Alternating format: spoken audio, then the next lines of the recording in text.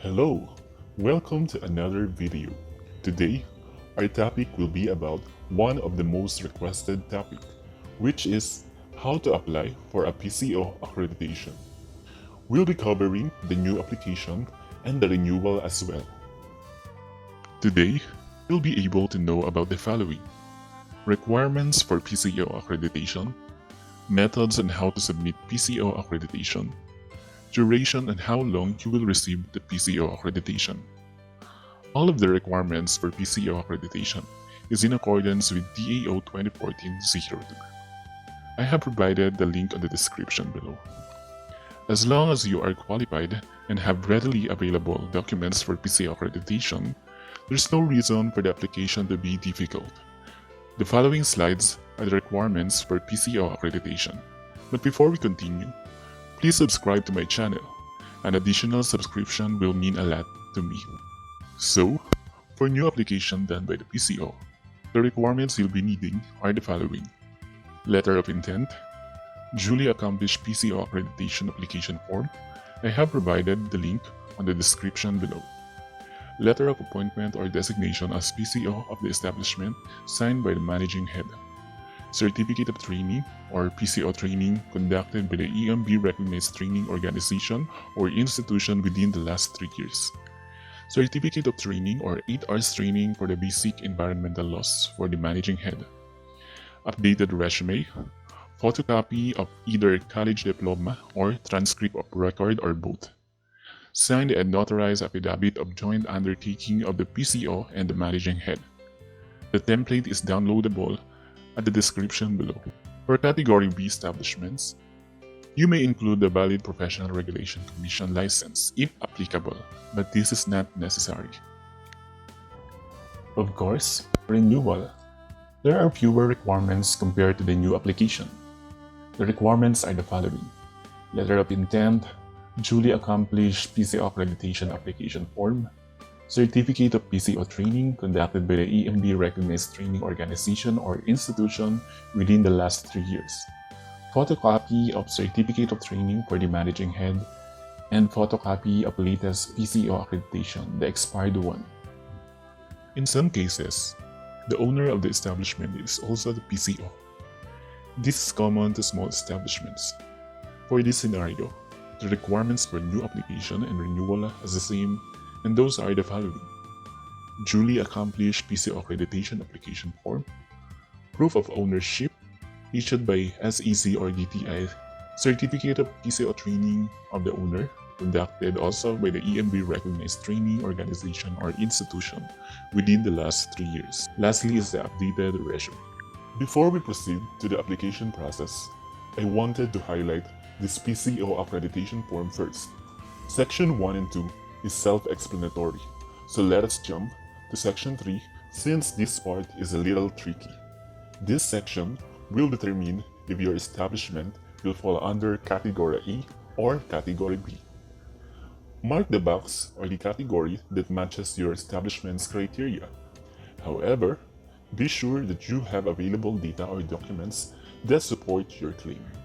Let me show you an example. On this scenario, let's say company ABC, a manufacturing company, uses formaldehyde in their molding process. It generates 100 kg empty chemical containers, which belongs to hazardous chemicals. It also has 650 kW standby generator set and produces a total of 20 kg solid residual waste per day. Take note that you need to exclude recyclable waste in computing the total generated residual waste. Lastly, this company discharges 10 cubic meter of effluent per day. For the chemical usage criteria, you can check the priority chemical lists at the website of EMB. I will be posting also the link on the description below. You will notice that formaldehyde is included in the PCL, so automatically, company ABC will fall under Category B regardless of its quantity, because I have mentioned earlier that company ABC uses formaldehyde for their molding process. The next criteria is hazardous waste generated. I mentioned earlier that company ABC generates 100 kilograms empty chemical containers annually. It is stated in Annex 2 of DAO 2014-22 that chemical containers with less than 36,000 kilograms per year is considered a small generator, which will then fall under Category A. For the criteria, air emission, check the Annex 2 of EMB MC 2007-03.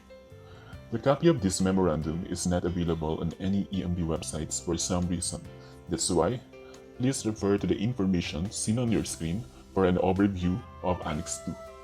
Since company ABC uses a 60-50 kilowatt of standby generator set, it is considered as a medium-sized existing source based on this annex, which make it fall under Category B. For solid waste, all establishments must check Category A. Only MRFs, landfill, solid waste treatment will fall under Category B, regardless of the volume generated. For wastewater discharge, since the establishment discharges effluent averaging 10 cubic meter per day, it falls under Category A, since our discharge is less than 30 cubic meter per day without any effluent quality parameter. If you are wondering what or how to determine if your company has effluent quality parameter, please refer to Annex 3 shown on the screen. If you have at least one of these parameters, select the appropriate category in Category B. Since our example has no effluent quality parameter, it will fall under Category A. For the sludge generated, this is only applicable for transporter and sludge treaters. So, what's the conclusion of this form? In conclusion, the establishment is categorized as B. Please take note that if at least one criteria falls under Category B, your establishment is considered Category B. And that's it. We're done with the PCO application form. As mentioned at the earlier part of this video, compile all the requirements, then proceed with the application process. Since the start of the pandemic, and as part of the improvement of Environmental Management Bureau, most of the application for PCO accreditation is already online among regional offices. However, there is still some regional office implementing manual application. Hence, it is better to confirm this to the office where you are located. Let's assume that our organization is located at Laguna. We are under the mandates of EMB R4E or Calabarzon region. Hence, I need to check the website of this bureau for the email wherein I need to send my application. Once all the requirements are ready, compose a simple message saying your intent to apply for PCO accreditation. No need to make it long, since you will be attaching an official letter of intent. You can just copy and paste the body of your letter to your email. Wait for at least 1 month before making follow-ups to the Bureau. Also, take note that the approval isn't guaranteed after the said 1 month. Once the Bureau confirmed that the PCO accreditation has been approved and ready for pickup, prepare 500 pesos fee and pick up the certificate at their office. The process for receiving the PCO accreditation may vary from different regions. Better to ask the office of EMB where your establishment is located. To sum it up, the application process for PCO accreditation are as follows. Prepare and attach all the requirements listed. Prepare a letter of intent. Email it to the concerned bureau. Wait for at least 30 days before doing a follow-up. Receive a notification that the PCO accreditation has been approved and is ready for pickup. Prepare a 500 peso fee upon pickup of the certificate. And that's it. That's the whole process for your PCO accreditation, either new or renewal. Before we finally end this video, and as a way to thank you viewers for making it this far, I have prepared some PCO side notes and tips that might help in your PCO journey. First, process the PCO renewal 30 days prior to its expiration to avoid violations from either EMB or other external parties. Second, you can locate the capacity of your boiler or generator set on its manual or on the unit itself, such as stickers on the unit.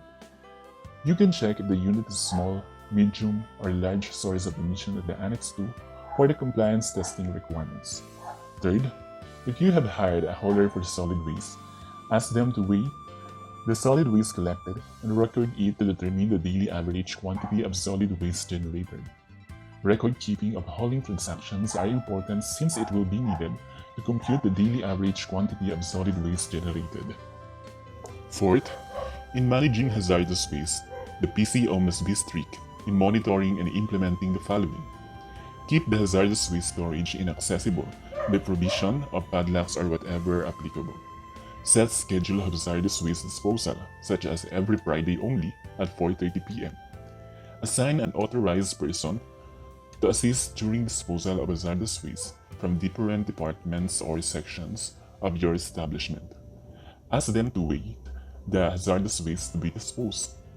Record the weight to compute the average quantity of hazardous waste generated. Let me share the Annex 2 of compliance testing requirements for air emission, since this is not posted on any EMB website as mentioned earlier, so you can refer to this. I have also provided a very simple letter of intent. You can use this template too. So, that marks the end of our video. I hope I was able to create another useful video for you, my co-PCOs.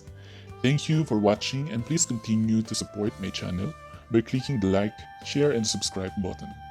See you till our next video. Goodbye!